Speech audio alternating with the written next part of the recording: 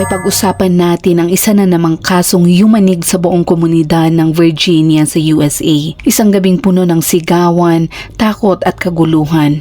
Ito ay isang kwento ng selos na nauwi sa matinding galit, pamilyang tuluyang nagkawatak-watak at ng isang lalaking hindi na nakontrol ang kanyang emosyon. Ito ang nakakapanindig balahibong kaso ni Quang Minh Nguyen na isang dating negosyanteng Vietnamese-American na minsang naging mabuting ama, ngunit dahil sa sobrang sama ng loob at kawalan ng kontrol, nagawa niyang wakasan ang buhay ng bagong asawa ng kanyang dating kabiyak sa harap mismo ng mga taong minsan niyang minahal. At bago tayo magpatuloy ay kung bago ka pa lang dito sa ating channel, ay huwag mong kalimutang i-click ang subscribe button at i-hit na rin ang notification bell para lagi kang updated sa mga kasong tinatalakay natin dito.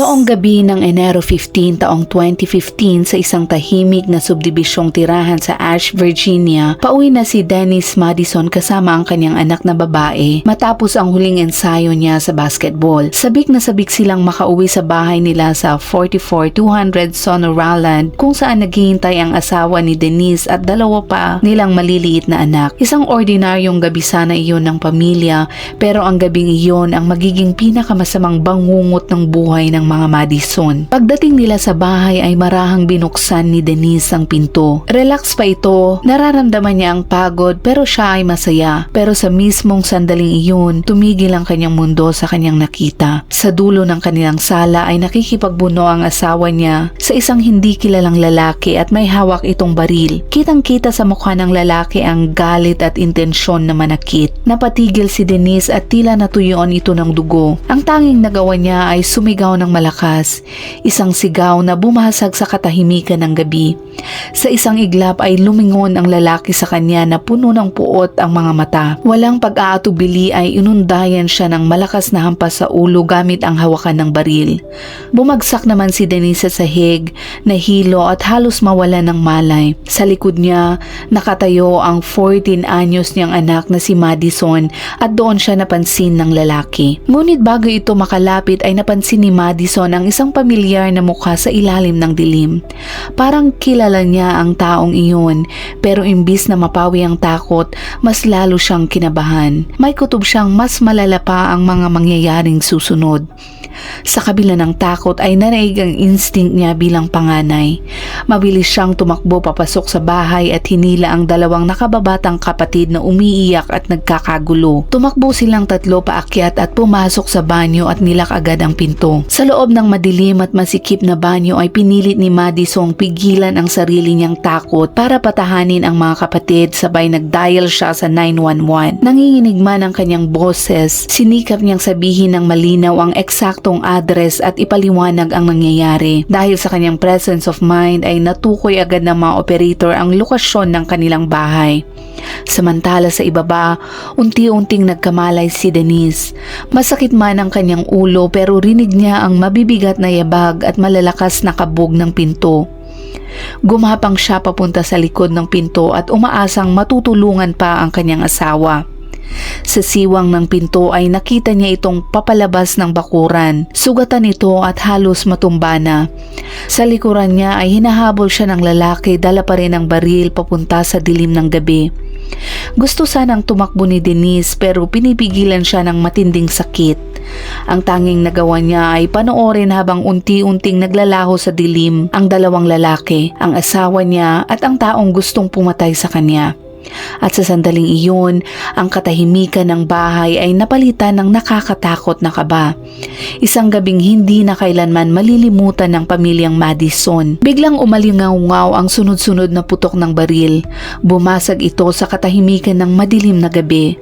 Sa sobrang takot at desperasyon ay napasigaw si Denise ng buong lakas at tinatawag ang pangalan ng kanyang asawa habang halos maubos na ang kanyang hininga. Ilang segundo lang ay nanghina siya at muntik nang himatayin sa sobrang pagkabigla. Makalipas ang ilang minuto, sumabog sa hangin ang ugong ng mga sirena ng mga pulis. Pumasok sa kanilang bahay ang Loudoun County Police at nagsimulang maglatag ng emergency operation. Pagpasok nila sa bahay ay kitang-kita ang ebidensya ng matinding kaguluhan.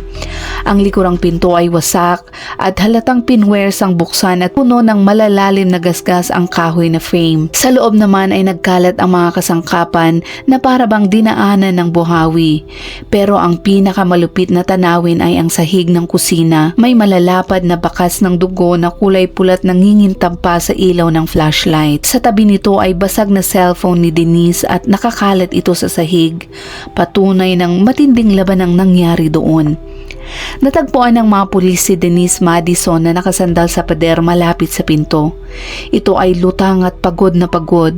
Dumudugo pa rin ang sugat sa kanyang sentido at halos kalahati ng mukha niya ay natatakpan na ng dugo. Kahit halatang gulong-gulo pa ito ay itinuro niya sa nanginginig na kamay ang papunta sa likod ng kanilang bahay kung saan niya narinig ang mga putok kanina. Pagdating ng mga pulis sa likod ay itinutok nila ang mga flashlight at doon nila nakita ang katawan ng asawa ni Denise.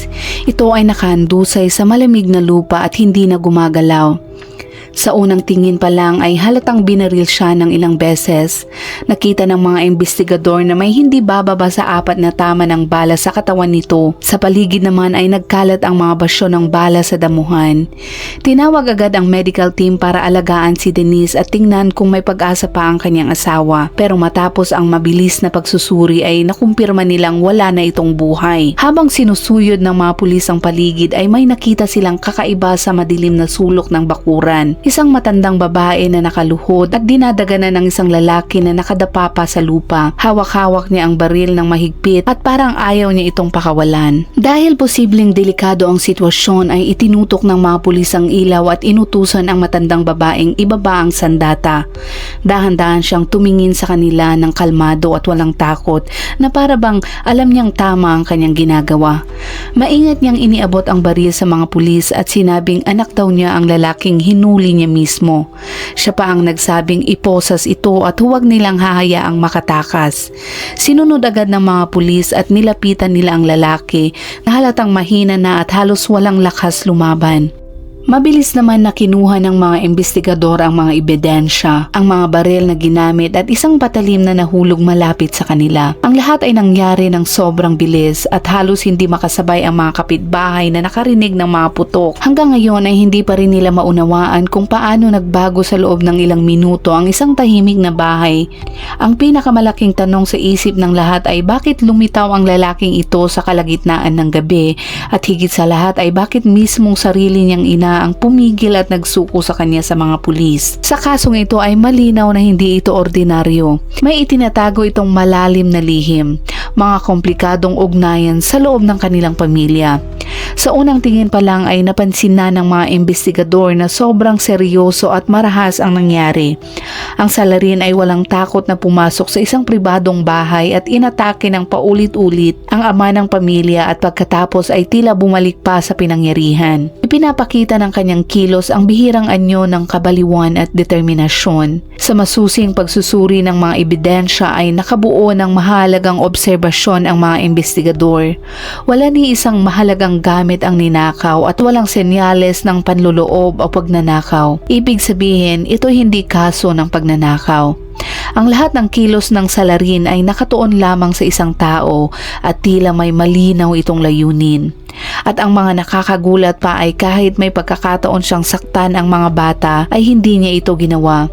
Dahil dito, tinanggal ng mga pulis ang posibilidad na isa siyang serial killer o taong wala sa tamang pag-iisip. Isa lang ang malinaw na konklusyon ng kasong ito.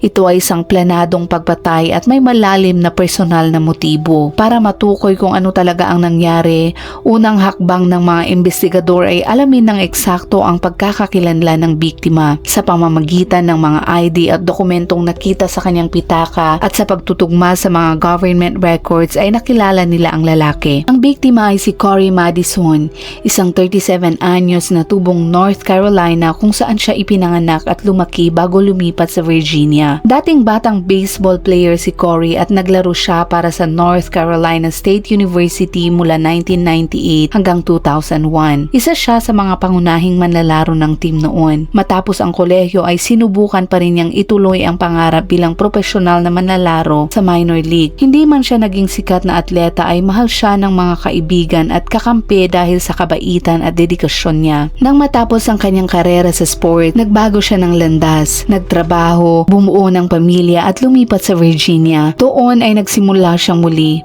Ilang taon ang lumipas ay nagkaroon siya ng sariling mga anak at naging responsableng ama na mahal ng pamilya. Noong unang bahagi ng taong 2014, nakilala si Cory si Denise, isang diborsyada na may 3 anak.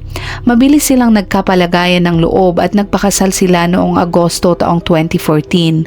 Mula noon, si Cory ang naging pangalawang asawa ni Denise at stepfather ng kanyang mga anak. Ayon sa mga kaibigan, si Cory ay mabait, tapat at mapagmahal at tinatrato niya ang mga bata na parang sarili niyang mga anak.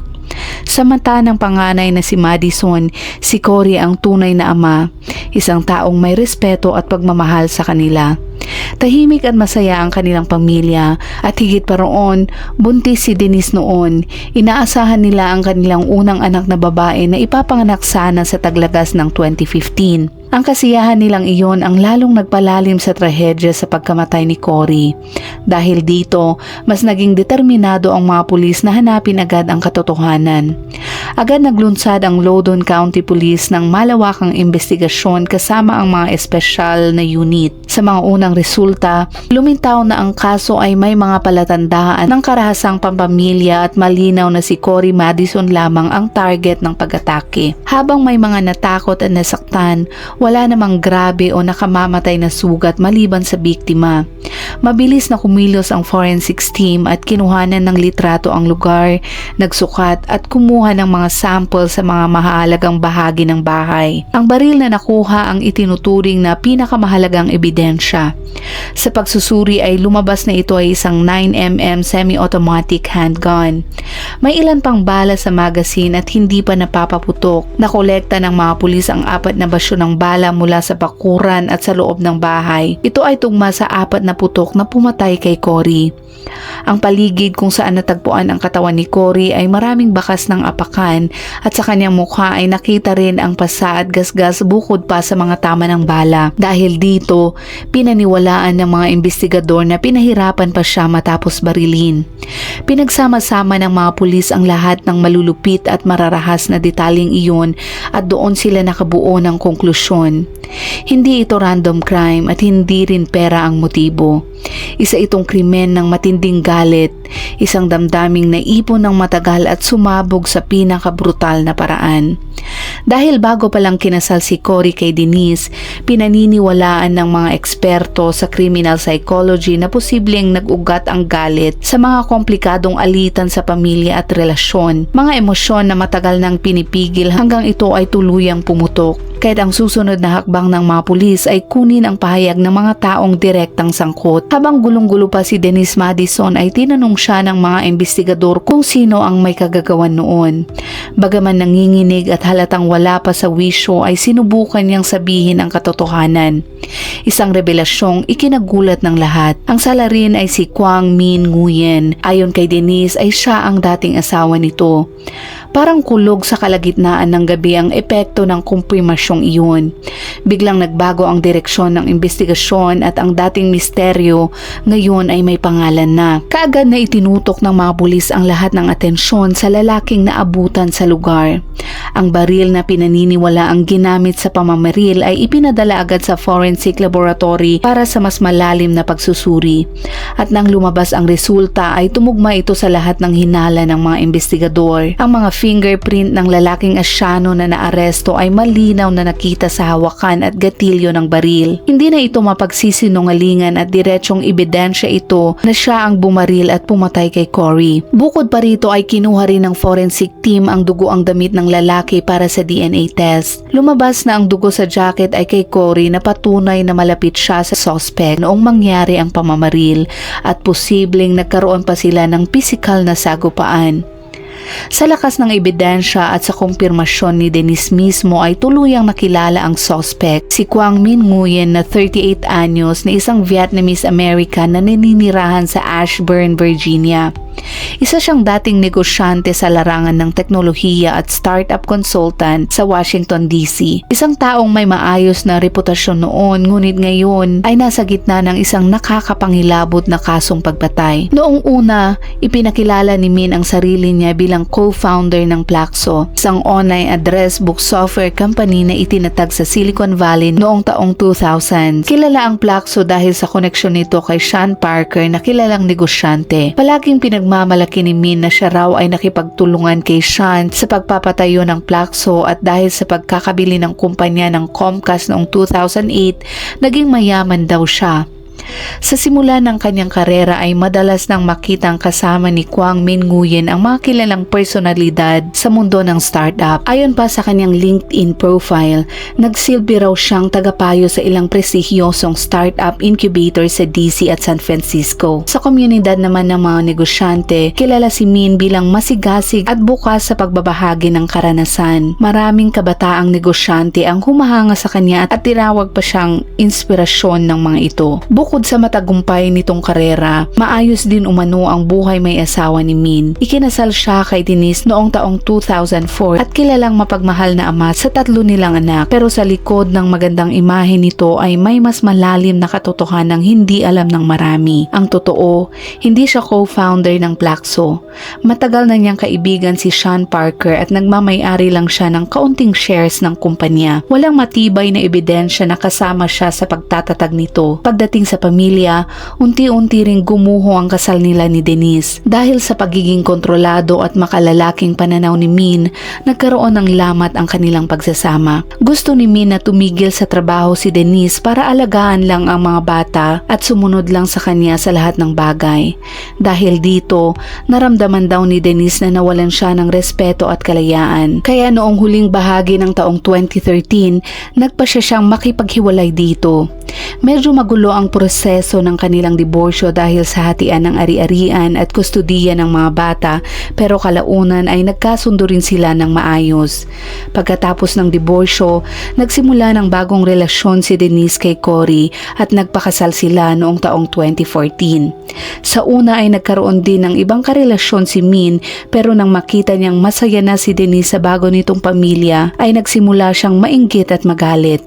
Madalas niyang siraan si Cory sa mga anak at huwag tawaging daddy ang bagong asawa ni Denise. Kapag ikinukwento ng mga bata ang masasayang lakad nila kasama ang kanilang daddy na si Cory, ay hindi makapagtimpi si Min.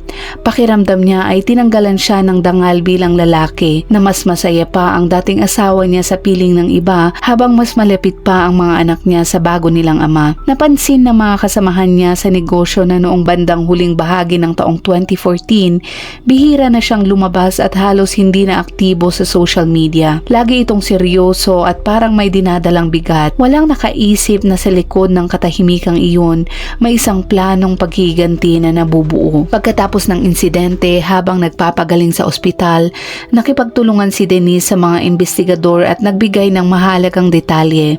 Ayon sa kanya, dati raw may lumang susi si Min sa kanilang bahay, pero pinilitan na niya ito matapos silang maghiwalay. Ito marahil ang dahilan kung bakit may mga bakas ng pamumuwersa sa likod ng pinto na nakita ng mga forensic. Kinumpirma rin ni Denise na ilang beses na siyang tinakot ni Min matapos siyang magpakasal kay Cory. Ilang araw bago ang insidente, pumunta pa raw si Min sa paaralan para sunduin ang isa sa kanilang mga anak at nagalit nang malaman niyang nasa bahay ang 2 pang bata kasama si Cory. Ikinwento ni Denise na sinigawan daw siya ni Min mismo sa harap ng paaralan. Inakusahan niya itong sinasadya raw niyang hayaang mas mapalapit ang mga bata sa isang estrangherong stepfather kaysa sa kanilang tunay na ama. ama.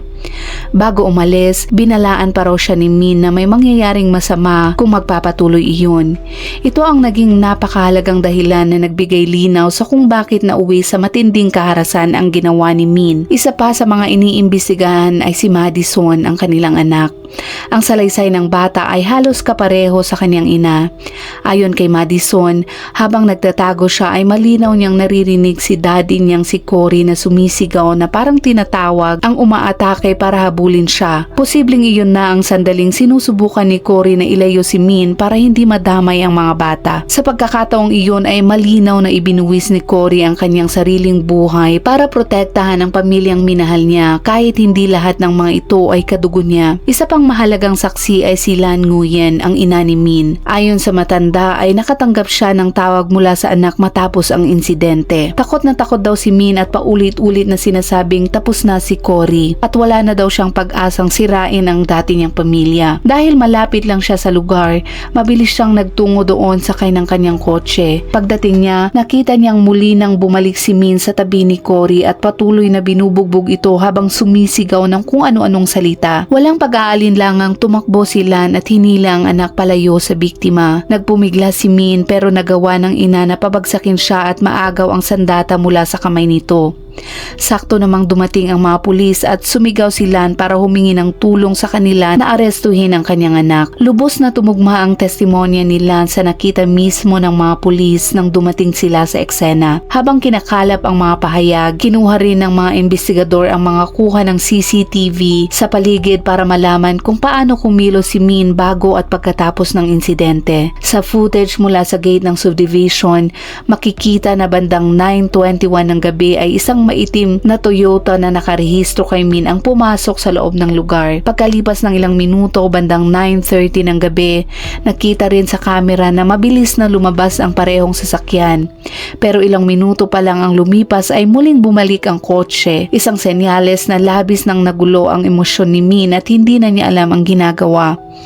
Kinuha rin ng pulisya ang cellphone ni Min. Sa mga text at tawag ay lumabas na bago pa mangyari ang insidente, nagpadala siya ng mga mensahe sa isang malapit na kaibigan. Ayon sa text ay hindi na daw niya kaya. Kailangan daw pagbayaran ni Cory ang mga nagawa nito. Ayon sa mga kaibigan ni Cory, ang dahilan ni Min ay pinaniniwalaan ni Min na kinuha daw nito ang kanyang asawa at mga anak. Batay sa lahat ng ebidensya at pahayag, nabuo ng mga investigador ang buong pangyayari. Noong hapon ng Enero 15 taong 2015, minaneho ni Min ang kanyang sasakyan paikot sa lugar kung saan nakatira ang pamilya Madison. Ilang gabi na raw siyang hindi makatulog at inuulit-ulit sa isip na ninakaw ni Cory ang buhay na dapat ay sa kanya. Sa loob ng kanyang sasakyan ay may dala-dala siyang baril na binili niya sa black market ilang linggo bago iyon at may kutsilyo rin para daw sa kanyang proteksyon. Pero ang tuluyang nagtulak sa kanya na kumilos ng gabing iyon ay isang simpleng tawag. Kinausap niya ang mga anak niya at sa kabilang linya ay tuwang-tuwa nilang ikinuwento na isasama daw sila ng kanilang daddy Cory na manonood ng baseball sa weekend. Habang naririnig ni Min ang masiglang boses ng mga anak na tumatawag ng dad sa ibang lalaki, nararamdaman niyang para bang pinagtaksilan siya ng buong mundo. At bandang 9:00 ng gabi, dahan-dahan niyang minaneho ang kotse papalapit sa bahay ni Denise. Ipinark ni Min ang kotse niya sa isang madilim na lugar, ilang daang metro lang ang layo sa bahay ni Denise. Suot niya ang itim na jacket na may hood at mahigpit ang kapit sa sarili niyang paniniwala na kailangan niyang alisin si Cory para daw maibalik ang kanyang mga anak sa kanya. Tahimik siyang lumibot sa likod ng bahay ni Denise at sinubukang buksan ang doorknob pero nakasara ito. Kinuha niya ang maliit na crowbar na nakatago sa loob ng kanyang jacket at buong lakas na pinwersa ang siwang ng pinto. Ilang ulit lang ay bumigay na ang latch. Dahan-dahan siyang pumasok sa kusina at marahang isinara ang pinto at nakikiramdam sa bahay. Bandang 9:30 ng gabing iyon, karamihan ng ilaw sa bahay ay patay na at tanging kumikislap na liwanag mula sa TV sa sala ang nagbibigay anino sa paligid. Mula sa itaas, narinig ni Min ang mga tawa ng mga bata at ang boses ni Cory. Ang mga tunog na iyon, masaya, payapa at puno ng pamilya ay lalo lamang nagpasiklab ng galit sa loob ni Min. Hinigpitan niya ang hawak sa baril at mabilis na umakyat sa hagdan. Sa kalagitnaan ay bumungad sa kanya si Cory na palabas ng kwarto ng mga bata. Nagulat si Cory nang makita ang lalaking nakaitim at ilang segundo lang nakilala niyang si Min iyon, ang dating asawa ni Denise. Agad siyang napatigil at nagtanong kung anong ginagawa niya roon. Hindi sumagot si Min at itinaas niya ang baril at diretsong lumapit. Walang pasabi ay pinindot niya ang gatilyo. Umalingaw-ngaw ang putok na bumasag sa katahimikan ng gabi. Tumama ang unang bala sa balikat ni Cory at dahilan para siya'y matumba. Pero agad niyang pinilit tumayo at nagising ang instinct niya bilang tagapagtanggol ng kanyang pamilya. Sumigaw siya na wag lalabas ang kanyang pamilya at dali-dali siyang tumakbo pababa ng hagdan at sinusubukang ilayo si Min mula sa mga bata. Habang papunta siya sa likod ng pinto, isa pang putok ang bumulaga. Tumama ito sa kanyang likod at bumagsak siya malapit sa kusina at nanginginig na siya sa sakit. Kasabay niyon, bumukas ang pinto sa harap at kararating lang ni Denise at Madison. Naabutan nila ang nakakatakot na eksena at napasigaw na lamang si Denise. Pilit na pinapatigil ang dating asawa pero sa halip na sumuko, bigla siyang hinampas ni Min sa ulo dahilan para siya'y matumba at dumaloy ang dugo mula sa sugat niya sa noo. Nakatayo sa likod ng kanyang ina si Madison at nanginginig ito sa takot habang pinagmamasdan ng lahat. Hindi siya makapaniwala na ang taong bumaril ay ang kanyang sariling ama, pero sa harap ng inosenteng mukha ng anak, saglit na natigilan si Min. Sinamantala iyon ni Madison para tumakbo paakyat at iligtas ang kanyang mga kapatid. Hindi na siya sinundan ni Min at sa halip, bumaling uli siya kay Cory na pilit pa ring pinoprovoke siya para lang mailayo ito sa bahay. Nakita ni Min na nakabukas na ang likod ng pinto at unti-unti nang gumagapang si Cory palabas ng bakuran. Sa puntong iyon, tuluyan nang nawala ang katinuan ni Min. Ang galit ay napalitan ng marahas na pagkahumaling. Itinapat niya muli ang baril kay Cory at pinaputukan. Tumama ang ikatlong bala sa tadyang ni Cory. Bumagsak ang biktima mismo sa pintuan at ang kanyang katawan ay gumulong palabas sa porch. Lumapit si Min at muling pinaputukan ang pang-apat na bala. Ito ang tuluyang tumapos sa buhay ni Cory. Bago ito nawala ng hinga ay napaigik si Cory at pagkatapos ay tuluyan ng nanahimik. Isinakripisyo niya ang sarili upang mailayo sa panganib ang kanyang pamilya. Sa mga sunod-sunod na putok, nagsimulang magbukas ang ilaw ng mga kapitbahay. Sumisilip sa kanilang mga bintana upang alamin kung ano ang nangyayari. Dahil sa takot na mahuli, nagpanik si Min at mabilis na tumakbo palayo. Sumakay siya agad sa kanyang Toyota at pinaharurot ito at desperado itong makatakas. Ngunit habang binabagtas niya ang dilim ng kalsada ay ramdam pa rin niya ang naglalagablab na galit sa kanyang dibdib. Paulit-ulit na bumabalik sa isip niya ang imahe ni Cory, duguan, naghihingalo at nakahandusay sa sahig. At sa gitna ng kanyang pagkabaliw, bigla siyang nagdesisyong bumalik. Sa isip-isip niya ay hindi pa siya tapos. Bandang 9:41 ng gabing iyon ay bumalik siya sa lugar ng krimen. Hindi niya alam na nakatawag na pala ng pulis ang mga kapitbahay. Ipinark niya muli ang kotse sa kanto at tumakbo patungo sa likod ng bahay ni Denise. Naroon pa rin si Cory na halos hindi na humihinga. Lumapit si Mina at nang makita niya itong parang humihinga ay sumiklab ulit ang kanyang galit. Sa halip na kaawaan, buong puwersa niyang sinipa ulit si Cory ng sunod-sunod. Sa tiyan, sa dibdib, paulit-ulit hanggang sa tuluyan ng mawalan ng buhay ang biktima. At sa mismong sandaling iyon, dumating si Lan Nguyen, ang ina ni Min. Siya ay agad nagmaneho papunta doon matapos makatanggap ng tawag mula sa anak. Lumapit siya at walang pag-aalinlangang sumugod para pigilan ang sariling anak. Nagpambuno silang mag-ina at kapwa desperado. Siya upang pigilan si Min at si Min upang makawala. Ilang saglit pa ay dumating na ang mga pulis. Doon na natapos ang lahat. Si Quang Min Nguyen ay tuluyang pinigilan at kinapos ng lakas habang nilalagay sa kanya ang malalamig na posas. Ang kabaliwan ay natigil matapos ang humigit kumulang 20 minuto ng nakakatindig balahibong bangungot. Matapos makalikom ng sapat na ebidensya, ipinasa ng mga pulis ang kaso sa mga piskal. Kinasuhan si Quang Min Nguyen ng serye ng mabibigat na krimen. First degree murder sa pagkamatay ni Cory Madison, paggamit ng baril sa paggawa ng krimen, arm breaking and entering, pagsasabuatan sa pananakit kay Denise, pinsala sa ari-arian at pagdulot ng malubhang pinsala sa katawan. Noong Enero 16 taong 2015, si Min ay ikinulong sa Loudoun County Jail ng walang piyansa habang hinihintay ang paglilitis. Pagsapit ng Hulyo taong 2015, iprinisenta sa grand jury ang lahat ng ebidensya. Matapos ang masusing pagdinig, napagdesisyonan nilang ituloy ang formal na pagsasakdal laban kay Min. Sa korte ay tumistigo si Denise Madison at muling ikinwento ang mga banta at galit ng dating dating asawa bago naganap ang karumaldumal na insidente. Sa desisyong iyon, tuluyang umusad ang kaso patungong Loudoun County Court bilang paghahanda para sa paglilitis noong 2016. Sa simula, nagpakita ng kooperasyon si Min.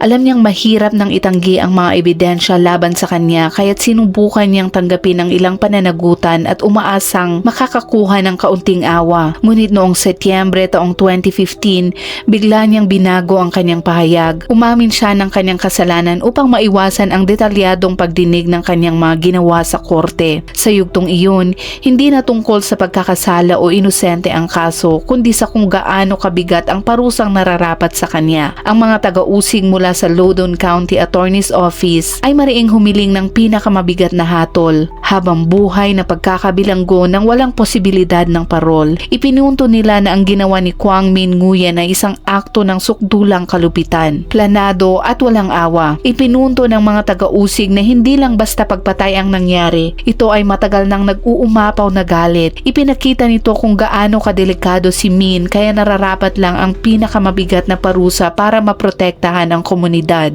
Maraming saksi ang tumistigo sa pagdinig ng sintensya.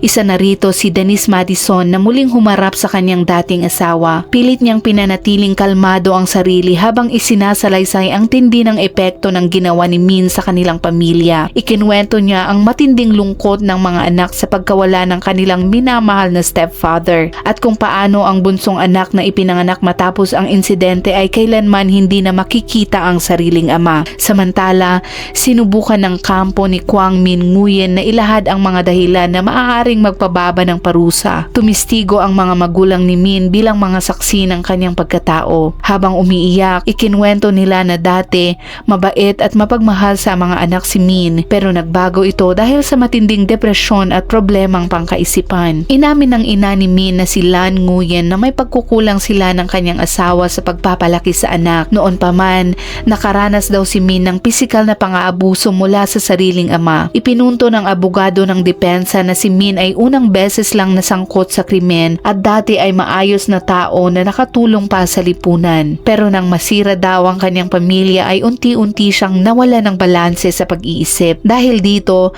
nakiusap ang depensa sa korte na bigyan si Min ng pagkakataong magbago habang nakakulong imbis na habang buhay na sintensya. Dumating ang pinakamatinding sandali ng paglilitis, ang mismong pagharap ni Kwang Min Nguyen sa korte. Payat ito, pagod at tila wasak, tumayo siya sa harap ng hukuman habang nakatingin ang lahat sa kanya. Habang sa nanginginig at umiiyak na boses, buong puso niyang inamin ang kanyang mga kasalanan at humingi ng tawad sa pamilya ni Cory, kay Denise at sa mga bata. Matapos marinig ang magkabilang panig, nagsimula ng magbasa ng hatol ang hukom. Isa itong veteranong hukom na matagal nang nakakita ng mga ganitong kaso. Ayon sa kanya, ang ginawa ni Min ay sobra sa kalupitan. Pinairal niya ang galit at sobrang pagkamakasarili. Sa huli ay hinatulan ng korte si Kwang Min Nguyen ng habang buhay na pagkakakulong ng walang posibilidad ng parol. Pagkatapos ng paglilitis, siya ay dinala sa kulungan sa Virginia upang simulan ang kanyang sintensya. Doon ay gugugulin ni Min ang nalalabi niyang buhay sa likod ng rehas bilang kabayaran sa kasalanang hindi kailanman mapapatawad. At dyan nagtatapos ang kasong tinalakay natin ngayon. Palaging tandaan na walang mabuting maidudulot kapag galit,